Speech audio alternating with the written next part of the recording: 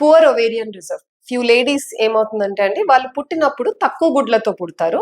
ఆ గుడ్ల సంఖ్య బాగా తగ్గిపోయే కొద్దీ బాడీలో ఇనఫ్ ఈస్ట్రోజన్ ప్రొడ్యూస్ అవ్వకపోవడం వల్ల కూడా గర్భసంచి పొర అనుకున్న రీతిలో డిజైరబుల్ థిక్నెస్ లెవెల్ కి డెవలప్ కాదు. సో వీళ్ళు కూడా ఈ థిన్ ఎండోమెట్రియం ఇష్యూస్ ఫేస్ చేస్తూ ఉంటారు.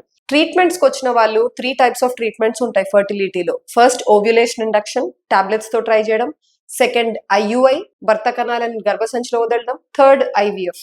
సో టెస్ట్ ట్యూబ్ బేబీలో పర్టిక్యులర్ గా పిండం తయారైన తర్వాత మన చేతుల్లో ఉంటుంది కాబట్టి ఎప్పుడు పెట్టాలి అన్నది, మనం ఈ గర్భసంచి పొరను చాలా క్లోజ్లీ మానిటర్ చేస్తాం. మంచిగా థిక్నెస్ ఉంది, బ్రహ్మాండమైన ప్యాటర్న్ ఉంది, బ్లడ్ ఫ్లో చాలా బాగుంది, ఎప్పుడు యాప్ట్ టైం చూసి ఆ టైంలోనే ఎంబ్రియోస్ ని, పిండాలని తన గర్భసంచిలో డ్రాప్ చేయాలని చూస్తాం. సో ఇటువంటి టైంలో మేము ఎక్కువగా గర్భసంచి పొరకి చాలా ఇంపార్టెన్స్ ఇచ్చి ఊరికే థిక్నెస్ చూడడం కాదు, ఈ 3 ఆస్పెక్ట్స్ చూసుకొని అన్ని కరెక్ట్ గా ఉన్నాయి అన్నప్పుడే మేము ట్రాన్స్ఫర్ కి తీసుకెళ్తామండి.